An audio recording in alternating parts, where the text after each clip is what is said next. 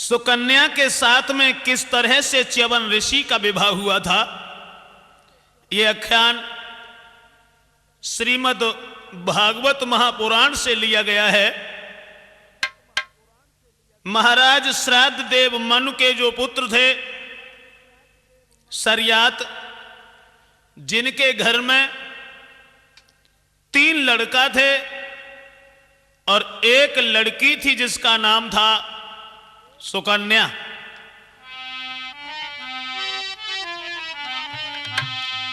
मेरे भैया सरयात जो थे वो नीतिबान भूपाल, सुनाऊं हाल सुनो सरदारी,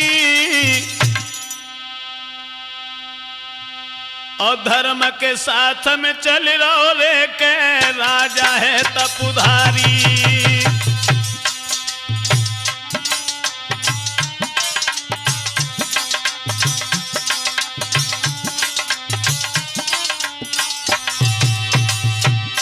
ये नीतिबान भूपाल, सुनाऊं हाल सुनो सरदारी, सुनो सरदारी।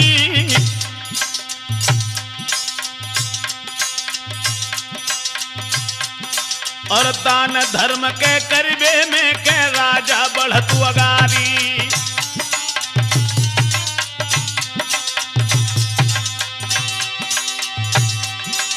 सोना सभा के भ्रात धर्म के साथ चले तपधारी।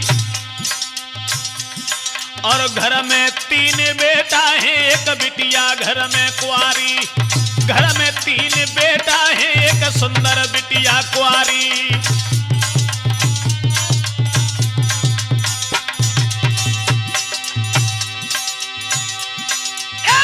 भावई घर घर डोले जाने किन्हें दगा जराई। परी मुसीबत रामचंद्र पे शक्ति लगी लक्ष्मणा क्यारी।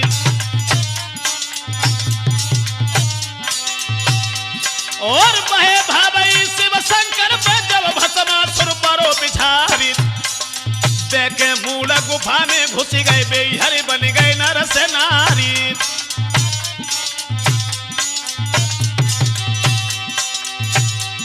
और देखे मूड़ा खोके में घुस गए बेहर बन गए नर से नारी। और जो गिरधारी होते नहीं कई मिट तो वंश दिगंबर क्यारी।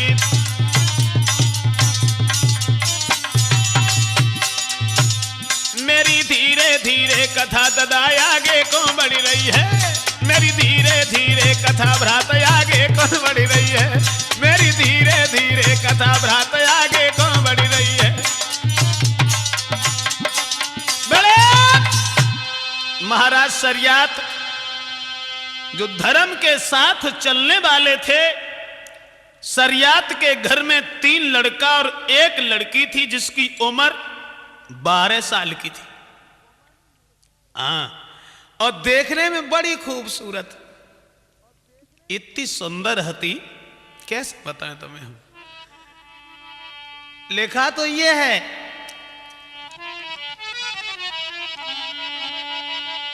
भक्तों, अरे थी जो चंद्र बदन उजियारी। और देखन में उमरिया बारी।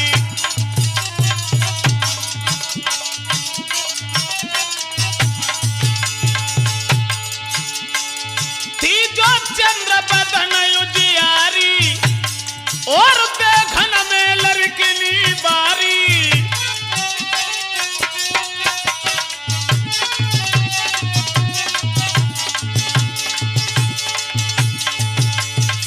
ऐसा ही नहीं, अरे गोला चेहरा है रे बिटिया को जुल्फे रही थी लपेटा खाई। जकी बात करत पे खुलती बती सी तो बिजली सी चमक रे चमक रह जाई।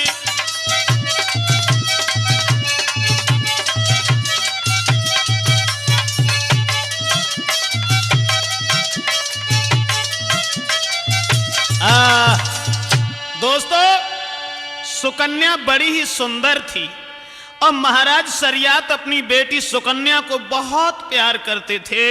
एक मिनट भी उस लड़की को आंखों से ओझल करना उन्होंने नहीं सीखा। खाएं तो संग, जाएं तो संग, रहें तो संग। अब एक दिन वह लड़की जो थी, सरियात जब शिकार खेलवे को चले तो वो लड़की भी रो करके पीछे पड़ी गई कि हम घर नहीं रहेंगे, हम भी तुम्हारे साथ चलेंगे। तो कहने लगे चलो अगर ऐसी मर्जी है तो कोई बात नहीं, हम तुम्हें छोड़ेंगे भी नहीं, चलो मेरे साथ। उसी समय भक्तों सरियात ने 12 साल की लड़की नहीं अपन संग लई, बाकी संग की 2-3 बिटरियां और संग ही कर ली और चले गए शिकार खेलन को।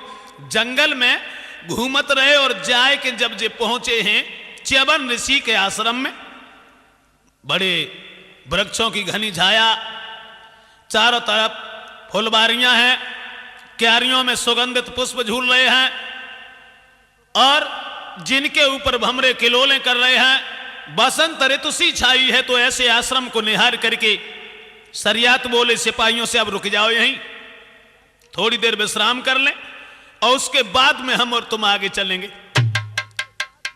तो भैया उसी समय कि बे एक बार डेरों समेत जा पहुंचे किसी तपोवन में। हाँ।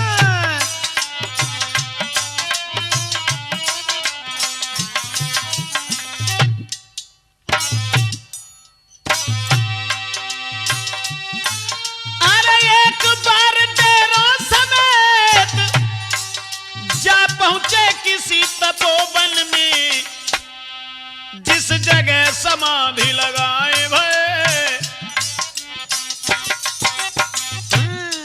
जिस जगह समाधि लगाए हुए ऋषिराज च्यवन हरि चिंतन में।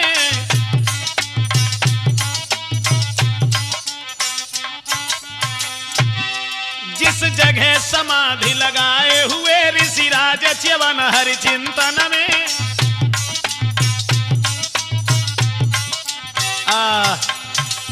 महाराज सरियात पहुंची और देखा कि वो आश्रम इतना सुंदर बना है, स्वर्ग जैसा दिखाई दिया। तो सिपाहियों से कही कि अब यहीं रुको, विश्राम करेंगे, उसके बाद आगे चलेंगे। सब लोग लेट गए और लेटने के बाद में सोए गए। जब सोने लगे सब सिपाही, उस समय च्यवन ऋषि कहां थे? समाधि लगाए थे और 1-2 दिन से ना है मुन्ना लाल। 10,000 बरसे बीत गई न समाधि टूटी भाई।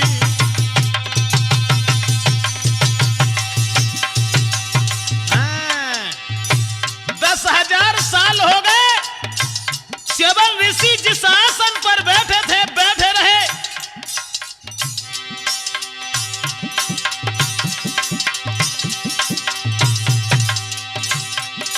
10,000 बरसे बीत गई न समाधि टूटी भाई। मिट्टी को टीला बन गए, मिट्टी को टीला बन गए ना देह देत दिखाई।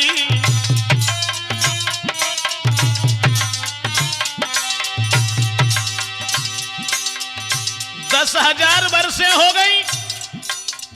जिस आसन पर च्यवन ऋषि बैठे थे यूं ही बैठे रहे।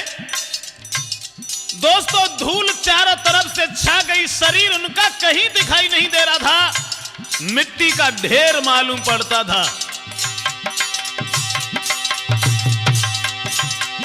महाराज के तप में गए सकल सुध भूल, देह दिखाई नहीं दे रही तनी छाई गई है धूल। अब तो धन्य धन्य तपधारी बैठे बरसें बीत गई। अब तो धन्य धन्य तपधारी बैठे बरसें बीत गई। अब तो धन्य धन्य तपधारी बैठे बरसें बीत गई।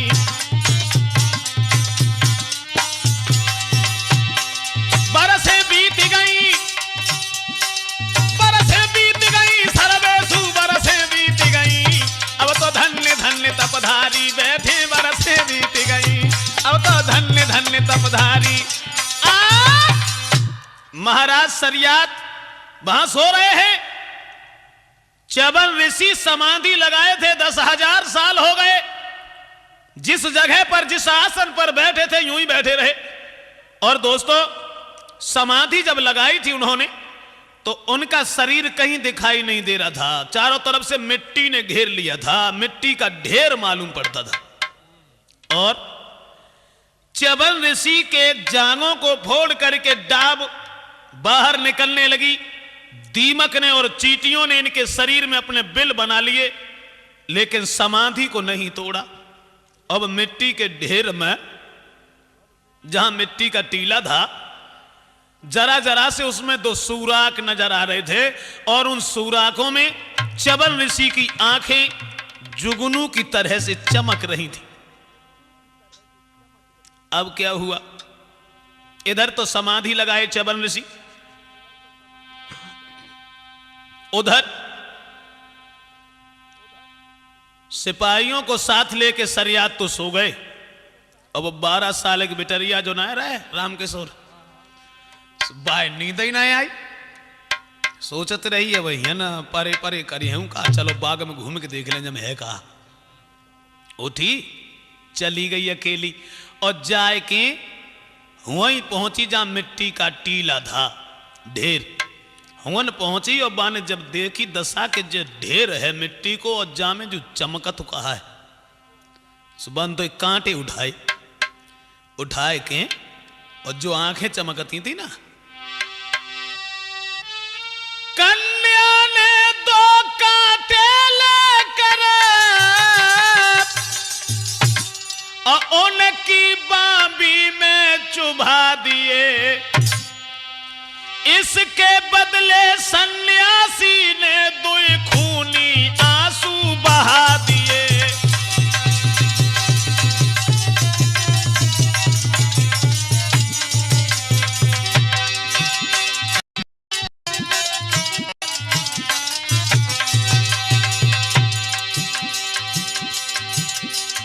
मिट्टी के ढेर के ढेंगा पहुंची, ठाड़ी हुई गई और सोचन लगी जो मिट्टी को टीला तो है, जब चमकत तो कहा है। कांटे उठाए और महात्मा की आंखें में घूस दे, आंखें दोनों फूट गई।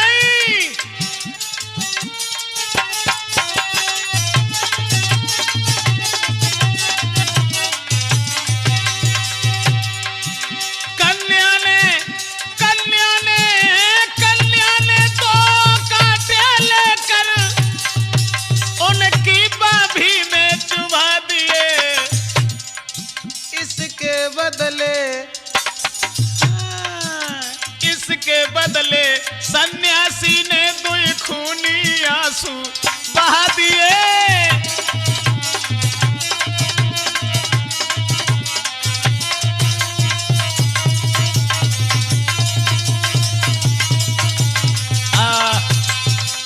अब तो भैया वह लड़की ने कांटे उठाए के और उन सूराकन में चलाए दे। महात्मा की आंखें फूटी गईं, और जब आंखें फूटी गईं तो खून बह निकला। वह खून को जब देखो वह लड़की ने, अब तो बड़ी दुखी और सोचने लगी कि हमने अनजाने में कोई अपराध कर डाला, पाप कर डाला। चुपचाप वहां से चली और अपने पिताजी के पास फिर लेट गई। लेकिन च्यवन ऋषि की जब आंखें फूटी गईं, तब सिपाहियों में तूफान खड़ा हो गया। सिपाही लोग सोए रहे थे और सोवत ही सोवत बीमार पड़ गए कि सेनाओं का, सरदारों का बेतोड़े ही दिल टूट गया, बेतोड़े ही दिल टूट गया। बढ़ गया पेट हद से बाहर, मलमूत्र त्यागना छूट गया।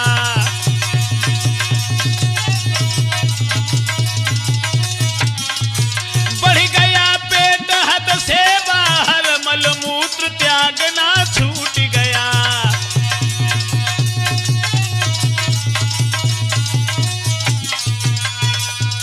मेरे भैया, अब तो देखा कि वो सिपाही जो थे वो सब बीमार पड़ गए, पेट फूलन लगो, मलमूत्र त्यागना छूट गया। और ऐसा ही नहीं, अरे हुई गई बहुत बुरी बीमारी,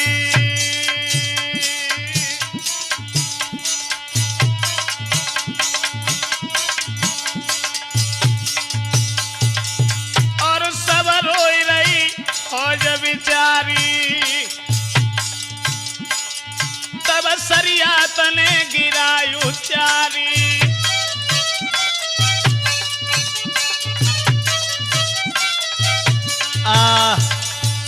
सब सिपाहियों का पेट फूलने लगा, हाहाकार मची गई। और जब हाहाकार मची गई तब शरीयत सिपाहियों से पूछने लगे, एक बात मेरी समझ में नहीं आई, ये महात्मा का आश्रम है और इस महात्मा के आश्रम में कोई रोगी इंसान भी आ जाता है, वो भी स्वस्थ बन जाता है। दुख केवल इस बात का है कि हमारे किसी सिपाही ने यहां आकर के अपराध किया है, कोई पाप किया है, इसलिए हमें ये सजा भुगतनी पड़ रही। शरीयत कहने लगे, तुम एक काम करो, हमें मिलजुल करके सब लोग ये बताओ कि पाप किसने किया है।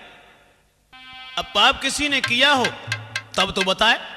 सब सिपाही खामोश। अब पाप जो कुछ करो सोने की बिटिया ने करो, वो बोले कैसे, चुपचाप ठाड़ी रही। उसके बाद एक महात्मा के बारे में समझाए कि बोलो कि महाराज एक काम करो, चबल ऋषि को ढूंढो, बे हैं कहां।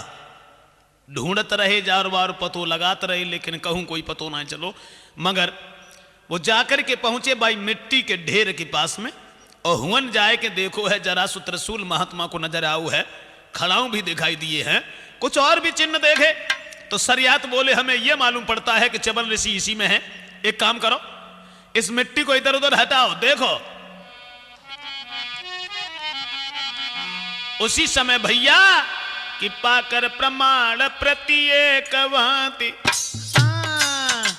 खोदा टीला धीरे धीरे, थोड़ी ही देर में प्रकट भई प्रभु की लीला धीरे धीरे।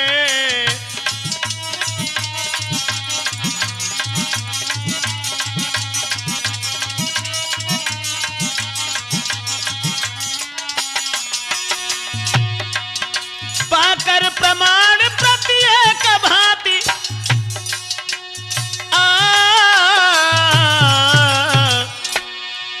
पाकर प्रमाण प्रत्येक भांति खोदा टीला धीरे धीरे, थोड़ी ही देर में प्रकट हुई प्रभु की लीला धीरे धीरे।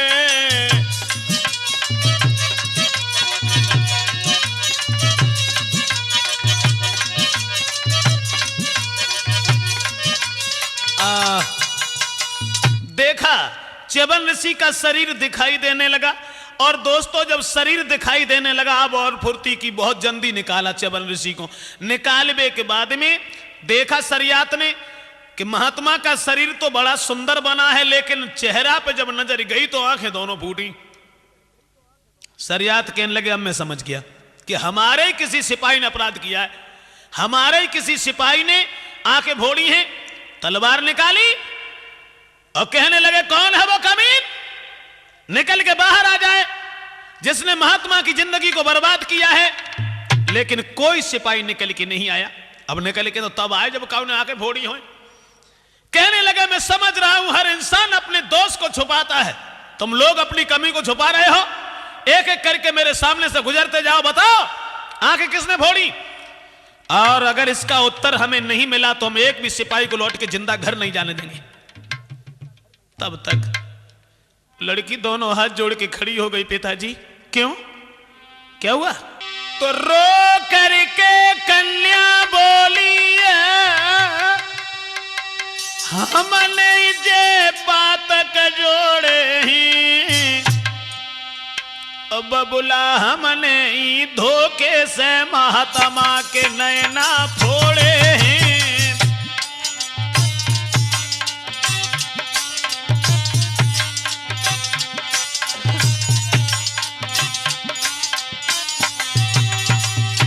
पिताजी मैंने ये नहीं समझ पाया था कि महात्मा की आंखें चमक रही हैं। रो करके कन्या बोली है हम नहीं जे पातक जोड़े ही, बबुला हमने ही धोखे से बाबा के नैना फोड़े हैं।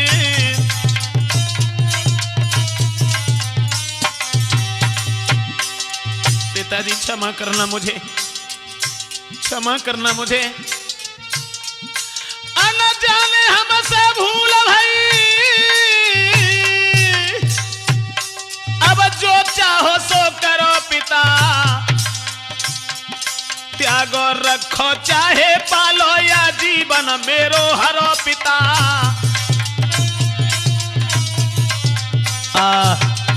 दोनों हाथ जोड़ के कहने लगी पिताजी क्षमा करना, महात्मा की आंखें मैंने नहीं समझा था कि चमक रही हैं, यह अपराध मैंने किया है, आप हमें जो भी सजा देना चाहें मुझे मंजूर है। सरियात का हाथ ऊपर का ऊपर ही रह गया, भौएं खिंच गई, दांती को पीस करके कहने लगे नादान, लड़की को मारना अगर पाप न होता, अपराध न होता तो अपने हाथ से मैं तेरे टुकड़े कर देता, लेकिन तूने अपने हाथ से अपने पैर में कुल्हाड़ी मारी है, महात्मा की जिंदगी बर्बाद करने के साथ अपनी जिंदगी को भी बर्बाद किया है। मेरे दिल में बड़ा हौसला था, बड़े अरमान थे कि तेरा विवाह किसी ऐसे बाला के साथ में करेंगे, ऐसे इंसान के साथ में करेंगे जो सारी जिंदगी तू हमें दुआएं देगी, लेकिन आज के बाद यही बूढ़ा महात्मा तेरा पति है और मेरा दामाद है, इसकी उंगली को पकड़ करके गांव-गांव में भीख मांग के तू खा, इस सन्यासी को खिला, इससे ज्यादा मैं तुझे कोई सजा नहीं दे सकती। दोस्तों, पैरों के तले धरती खिसक गई, आंखों से बहने वाले आंसू को गालों पर लकीर बनाते हुए जमीन में समा गए और रो करके वो लड़की 12 साल की कहने लगी पिताजी ठीक है, लड़की का भविष्य माता पिता के हाथ होता है, माँ बाप अगर चाहे तो अपनी बेटी को सारी जिंदगी खुश रखे, माता पिता ही अगर चाहे तो एक मिनट उसे जिंदगी में चैन से न सोने दे। जैसा कुछ आपने कहा मुझे स्वीकार है, लेकिन मेरी माँ से जाकर के ये न कहना कि मेरा पति अंधा है, बूढ़ा है, अन्यथा मेरी माँ मेरे विरह में रो रो करके खत्म हो जाएगी। सरियात कहने लगे मैं तेरी माँ को समझा लूंगा। उस सन्यासी की तरफ देख, फौज लेके चले, वो लड़की फिर पीछे दौड़ी और कहने लगी पिताजी जा रहे हो, मेरी मैया से नमस्ते कहियो, अपनी बिटिया को भूल मत जइयो, मेरी मैया से।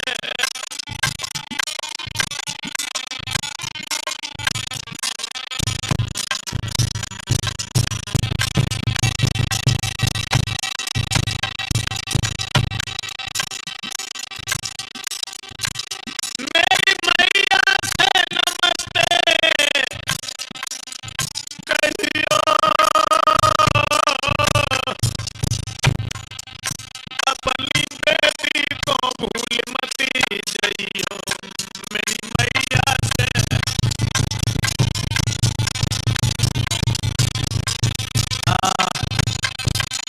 कहने लगी है मेरी माँ से जाकर के कह देना, समझा देना। और माँ को कोई बात पता भी नहीं चली, जंगल में शादी हो गई। उसी समय उस लड़की को निर्दयी बनकर के सरियात ने वहां छोड़ा है। दोस्तों, फौज को लेकर के घर चले आए हैं। वो लड़की समाधि के पास में बैठ गई, घुटनों में मुंह को छुपा करके बिलख बिलख करके रोती रही। होश आया, उठ के खड़ी हो गई, दोनों हाथ जोड़ करके समाधि के पास में, और बार बार यही कहने लगी कि मुझे क्षमा कर दीजिए प्रभु, दुनिया में ऐसी अभागिन औरत कोई नहीं होगी जो शादी से पहले ही अपने पति की जिंदगी को बर्बाद करे। मैंने तुम्हारी आंखें फोड़ी, केवल एक बार अपने मुंह से ये कह दो कि मैंने तुझे क्षमा कर दिया। बोलो, सिर्फ एक बार कहो कि मैंने तुझे क्षमा कर दिया। लेकिन उस सन्यासी ने कि हाँ भी न कही, ना भी न कही, दुविधा में नैया पड़ी रही जी, दुविधा में नैया पड़ी रही। महात्मा समाधि लगाए रे, महात्मा समाधि जोरे, खड़ी रही बेटी कर जोरे, खड़ी रही।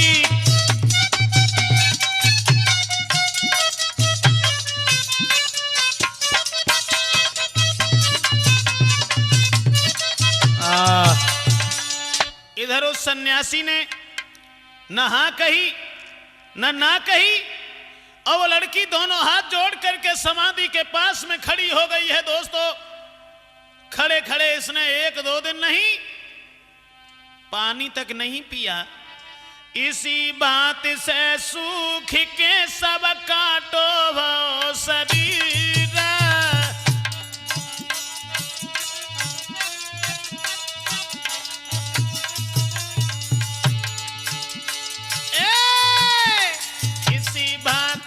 सूख की सब काटो भाव शरीर हो रे रामा। जागे 14 साल में योगी राजमति धीर हो रे रामा।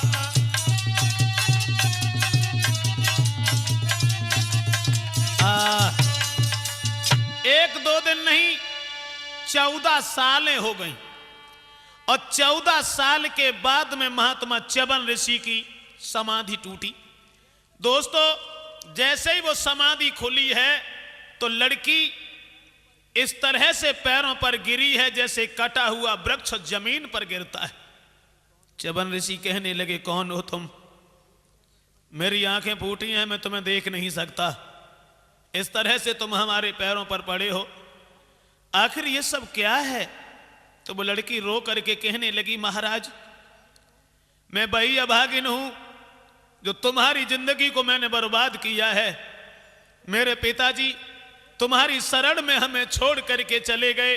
उन्होंने बार बार यही कहा कि यही तेरा पति और मेरा दामाद है, तो मैं तुम्हें छोड़ करके कहां जाती। महाराज, सच तो ये है कि मैं वही हूं पिया, जाने फोड़ी अखियां में वही हूं पिया। फोड़ी अखियां में वही हूं पिया।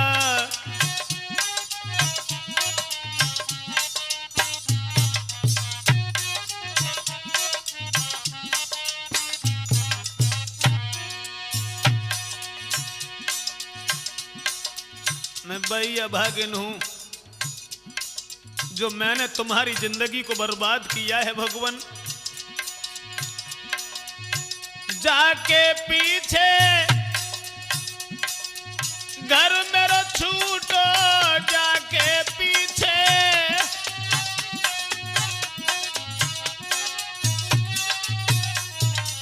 छूट गई सबही सखियां में बही हूं पिया।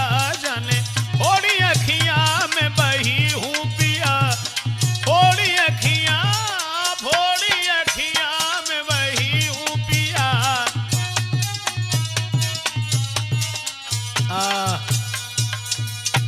रो करके वो लड़की कहने लगी, महाराज, मैं वही अभागिन हूं जो तुम्हारी जिंदगी को बर्बाद किया है मैंने, और तुम्हारी आंखें मैंने ही फोड़ी। च्यवन ऋषि कहने लगे, आंखें तुमने फोड़ी है? कितने दिन हो गए? जवाब दिया, 14 साल है। और 14 साल तक तुम यूं ही खड़ी रही? कहने लगी, कहां जाती? लड़की का धर्म है कि बाप अगर वृक्ष से बांधे तो उसी के साथ में उसे जिंदगी गुजारनी चाहिए। जब पिताजी ने तुम्हारे साथ मेरी जिंदगी को जोड़ दिया और ये कहा कि इसी के साथ में रहना है, तो मैं तुम्हें छोड़ करके कहां जाती। आप हमें जो भी सजा देना चाहें मुझे मंजूर है।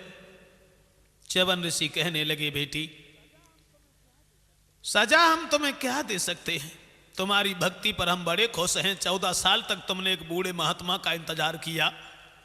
एक काम करो, तुम हमसे कुछ वरदान मांग लो।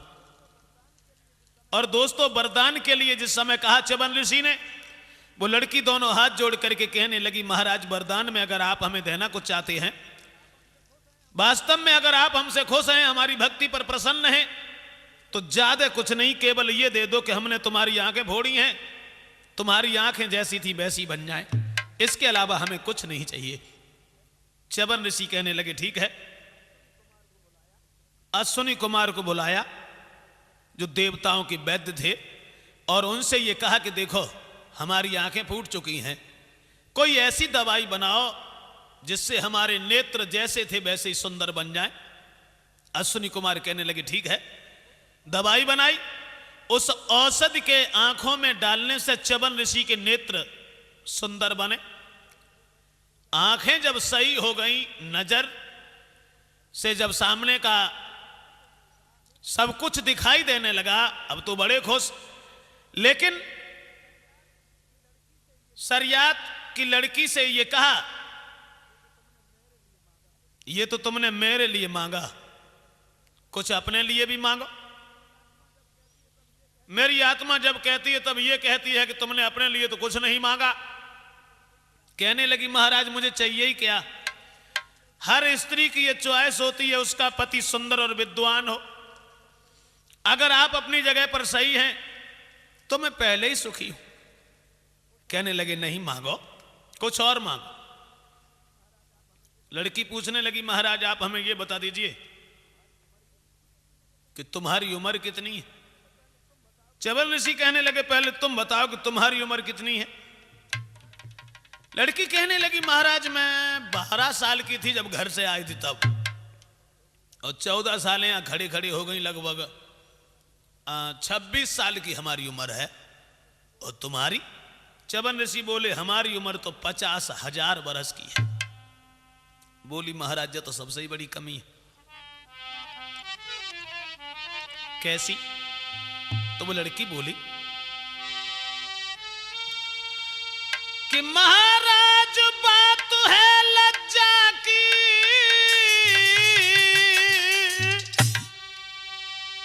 अमर बे की खास निशानी है कि दुल्हा पर इधर बुढ़ापा है, दुल्हन पर उधर जवानी है।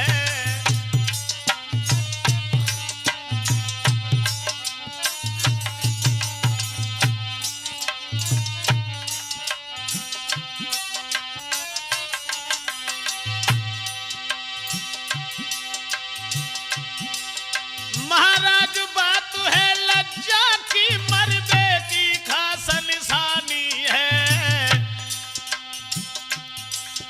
दुल्हा पर इधर बुढ़ापा है, दुल्हन पर उधर जवानी है।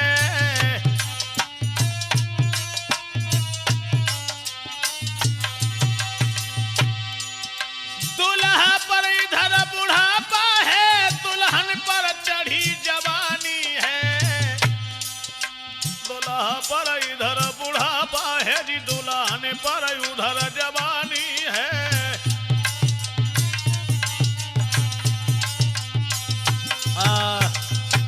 जवाब दिया महाराज ये तो सबसे बड़ी कसर है।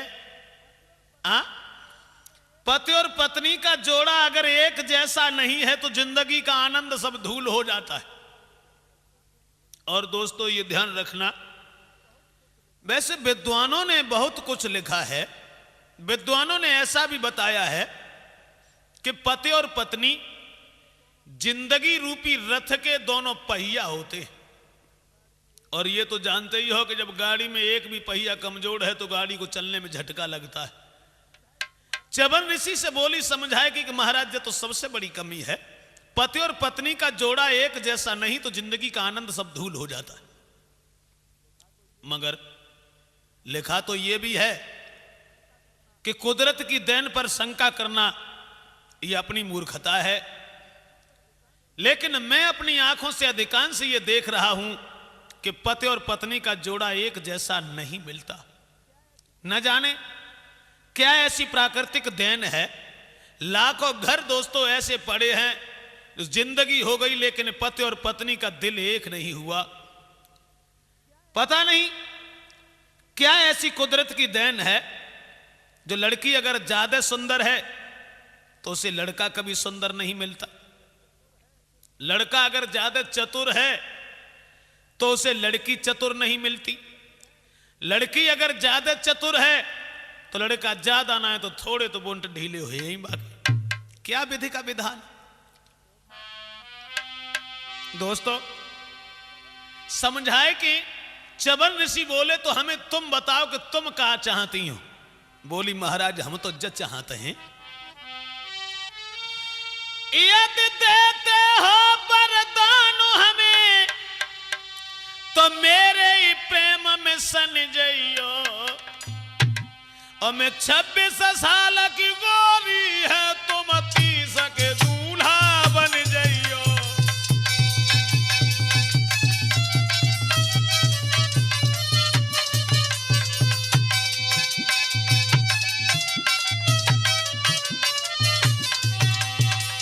महाराज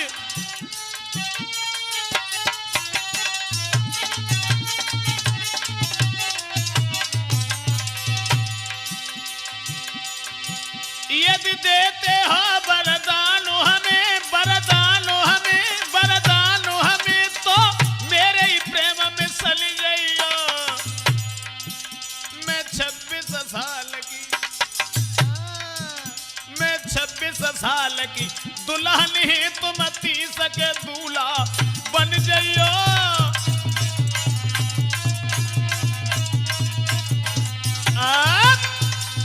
जवाब दिया कि महाराज और मैं कुछ नहीं चाहती, केवल इतना चाहती हूं कि हम तरुण हैं और तुम्हारे ऊपर वृद्धावस्था है, देख के भी लोग हंसी बनाएं। अगर आप वरदान में देना चाहते हो तो तुम तरुण बन जाओ, जवान बन जाओ, बस इसके अलावा हमें कुछ नहीं चाहिए। च्यवन ऋषि सोचने लगे अब कई बार तो ऐसा वरदान मांगो। अश्विनी कुमार को फिर बुलाओ और जकई देखो भैया पहले जो तुमने दवाई बनाई हतीबा ने तो बड़ो अच्छो काम दो। आंखें तो हमारी सुंदर बन गई जैसी हती वैसी। अब की बार समस्या जबा तक है कोई ऐसी दवाई बनाए कि हमें दो जो बुढ़ापो दूर हो जाए और हम जवान बन जाएं। अश्विनी कुमार बोले महाराज ठीक है दवाई तो हम बनाए दिए लेकिन बाकी हमें कुछ वरदान में चाहिए, मांग लो, तुम भी मांग लो। कहने लगे महाराज देवता लोग हमें अछूत कहते हैं और देवता लोग हमें यज्ञ में भाग नहीं देते, यज्ञ में भाग दिलवा दीजिए। च्यवन ऋषि बोले ठीक है दिया जाएगा। अब जड़ी बूटियों का रस निचोड़ करके दवा बनाई और दवा बनाए के च्यवन ऋषि को जब दई और कही कि जब दवा खाओ तुम जवान बन जाओ। भैया बस दवा को जब च्यवन ऋषि ने खाओ है 8 ही दिन खाए पाई और 8 में ही पट्ठा तैयार। अब आप लोग भ्रम में होंगे कि वो कौन सी दवा थी, हम लोगों को मिलती तो बुढ़ापो देखे गुनाया। तो दोस्तों वो दवा तो आज भी मौजूद है, उसका नाम मगर वो काम नहीं। जिस औषध के योग से और तरुण भई वह देह है प्रसिद्धि वो आज तक च्यवन प्रास बलेह। च्यवन प्रास जो च्यवन प्रास च्यवन ऋषि के लिए बनाई थी अश्विनी कुमार ने, उसे खा करके जवान बने और जब जवान भय अब तो सब समस्या दूर। अब उस लड़की के साथ में उसी आश्रम में झोपड़ी में रहने लगे। रहत रहे बरसात को जब मौसम आओ भादों को महीना, एक तरफ लड़की लेटी है दूसरी तरफ महात्मा च्यवन ऋषि लेटे हैं। रात का समय और रात के समय हमारी समझ में तो 1-1.5 को टाइम हुआ तो पानी बसो, वो छप्पर टपको और वो पानी नीचे आओ। लड़की उठ करके बैठी गई। च्यवन ऋषि बोले का नींद ना आई रही का। जवाब दो महाराज नींद का हम बदलेगे तुम बदलेगे जो छप्पर ना बदलो। बड़े सुंदर सुंदर महल होते जब इतनी अच्छी जोड़ी है, अब तो कोई बात की चिंता है ही ना, अब तो तुम जवान हो हम जवान है। हाँ अब तो सुंदर महल होते तब आनंद आ। तो बोले चे कौन सी बड़ी बात है, कोई बात ना है, विश्वकर्मा को बुलाओ और जब कही कि भैया ऐसो महल बनाओ जो हम इस लड़की के साथ में रहें। ध्यान रखना दोस्तों वही महात्मा जो हजारों साल बैठ करके भगवान का भजन करते थे, एक लड़की के चक्कर में पड़ करके गृहस्थों की जिंदगी गुजारने लगे। मेरी तो समझ में सिर्फ यही आया, कुछ विद्वानों ने भी लिखा कि मोहल्ला बिगाड़ दो, जाई माया ने मोहल्ला बिगाड़ दो, जाई माया ने मोहल्ला बिगाड़ दो।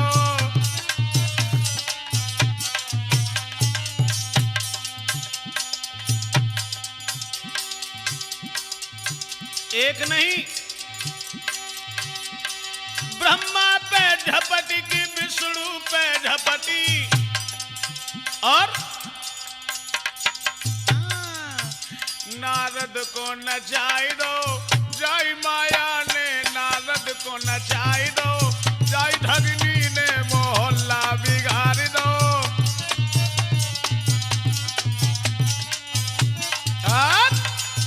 वही महात्मा जहां सत्संग होता था, भगवान का भजन कीर्तन होता था, जहां समाधि लगा करके बैठते थे, वो रात ही रात में जो तपोभूमि थी, वो तपोभूमि भाई रंग भूमि छाई रही छटा न्यारी न्यारी, प्यारी प्यारी फुलवारी की, प्यारी प्यारी फुलबारी की, करती किलोल क्यारी क्यारी।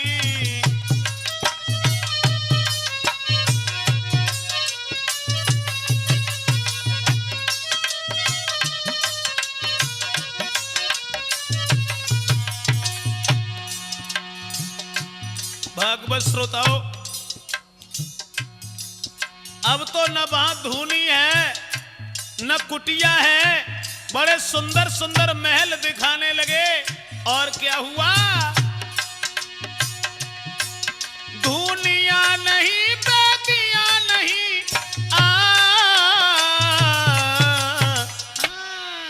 धूनिया नहीं बेदिया नहीं, कंचन के महल दिखाने लगे, जिनके सुख भोग विलासन को देवन के मन ललचान लगे।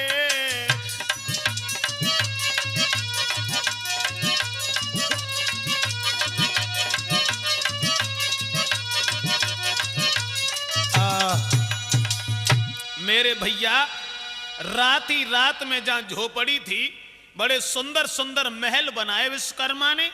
बसंत ऋतु सी छाने लगी है, चारों तरफ हरी भरी फुलवारियां हैं, क्यारियां हैं, महल हैं। उन महलों में च्यवन ऋषि उस लड़की के साथ में रहने लगे। श्रोताओं, एक दिन सरियात के दिमाग में यह आया कि मैं तो बड़ा निर्दयी निकला, 12 साल की लड़की उस अंधे महात्मा के साथ छोड़ी और दोबारा अभी तक देखने नहीं गया। चलो आज चल के देखते हैं, कहीं ऐसा तो नहीं है जो उस लड़की ने उस सन्यासी को छोड़ करके कहीं दूसरा घर तो न बसा लिया हो। चलो ये भी देखते हैं कि मेरी लड़की कैसे है। घोड़ा पर सवार भय और बाई तपोभूमि में जाके पहुंचे। भैया, अरे नए पल की देर लगाई, पहुंचे तपोभूमि में जाई।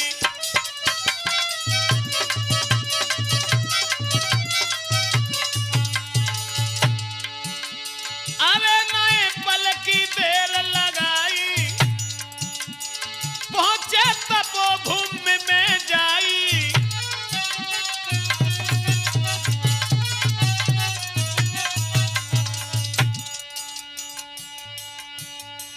नहीं जगह समझ में आई, लख के भूप रहो घबराई।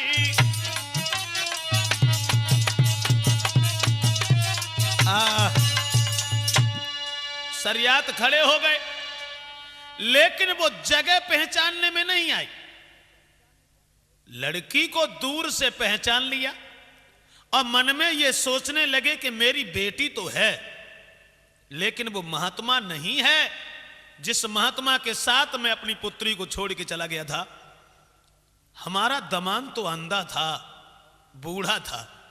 ये नौजवान कौन घूम रहा है इस महल में? ये लड़की वही है, लेकिन हमारा दमाद वो नहीं।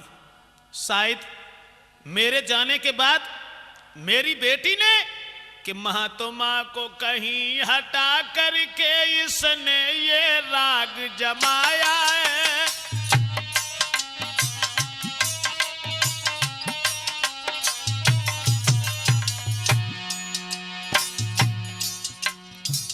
सोचने लगे, मालूम पड़ता है उस महात्मा को छोड़ दिया इस बेटी ने। महात्मा को कहीं हटा करके इसने ये राग जमाया है। बिटिया ने बिसियों के पीछे अपना घर और बसाया है।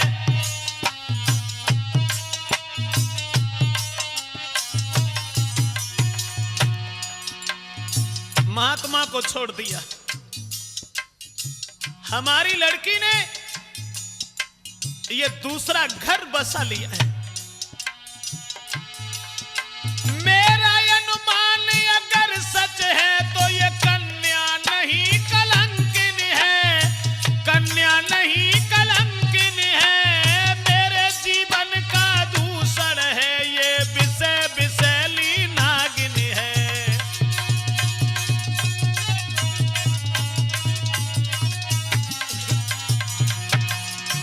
मेरे जीवन का दूसर है, ये विषय विषैली नागिनी है।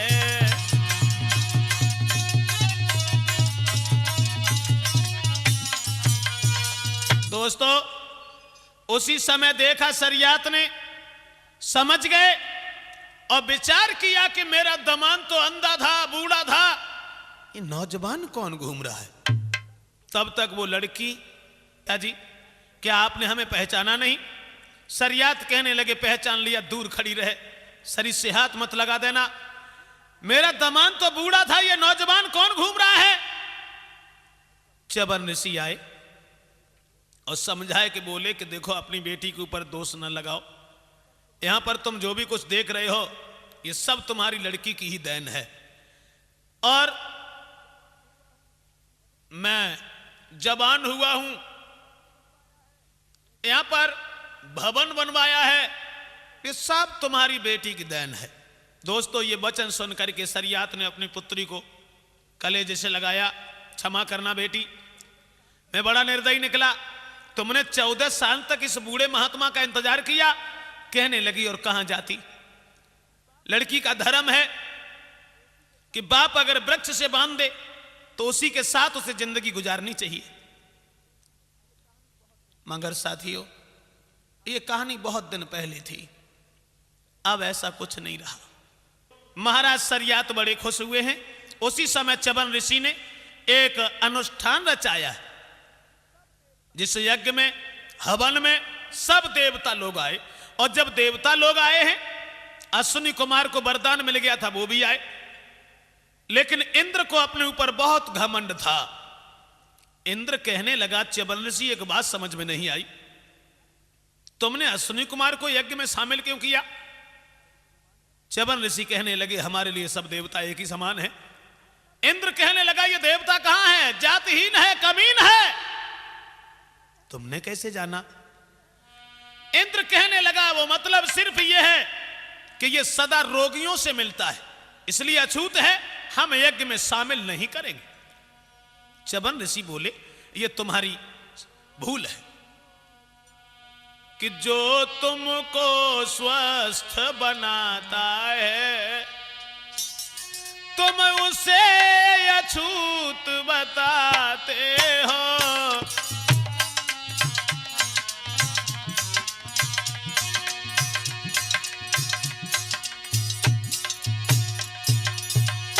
समझाए कि बोले, इंद्र, जो तुमको स्वस्थ बनाता है, हाँ तुमको स्वस्थ बनाता है, तुम उसे जिससे तुम लाभ उठाते हो उसको ही कमीन बताते हो।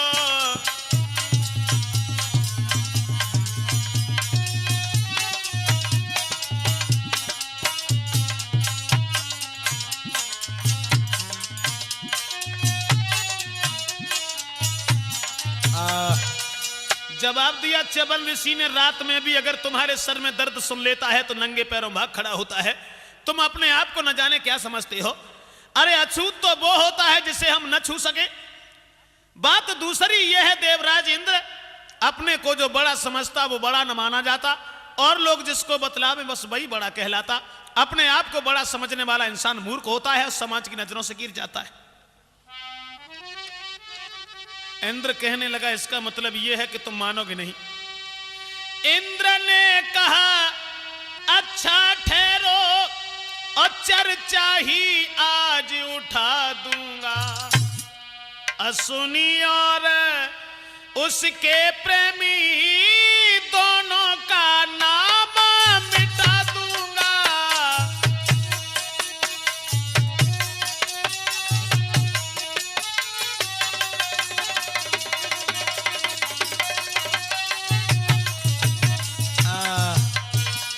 जवाब दिया कि हम अश्विनी कुमार उनके प्रेमियों को भी जिंदा नहीं छोड़ेंगे। गदा जब ऊपर को उठाया है लेकिन महात्मा च्यवन ऋषि की शक्ति से उसका हाथ ऊपर से नीचे नहीं आया। दोस्तों उसी समय पैरों पर च्यवन ऋषि के गिर पड़ा इंद्र और कहने लगा प्रभु क्षमा करना, हमसे भूल हो गई, मैं घमंड के मारे आपको पहचानने में भूल गया। च्यवन ऋषि ने अश्विनी कुमार को यज्ञ में भाग दिया है और सरियात ने अपनी बेटी का विवाह बड़े उत्साह के साथ में च्यवन ऋषि के साथ किया है, कन्यादान लिया है और सरियात विवाह करने के बाद में लौट करके अपने घर की तरफ चले हैं। श्रोता बंधुओं क्षमा करें, ये महाराज च्यवन ऋषि का विवाह जो हम त्रिमूर्ति कैसेट में आप लोगों तक पहुंचा रहे हैं।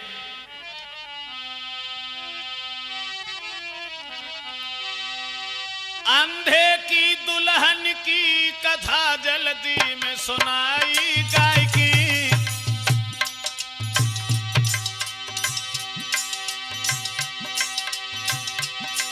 और त्रिमूर्ति कैसेट सुनियो रे के घर में मित्र मंगाए के।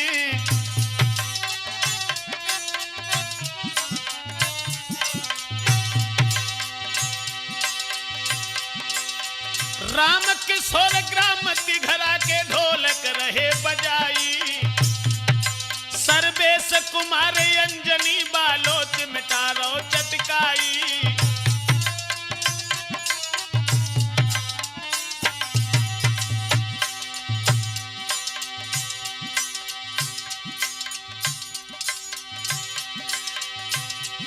महाराज सुनाई मैंने लीला भरपूर, सभी नमस्ते लीजो भैया करियो माफ कसूर।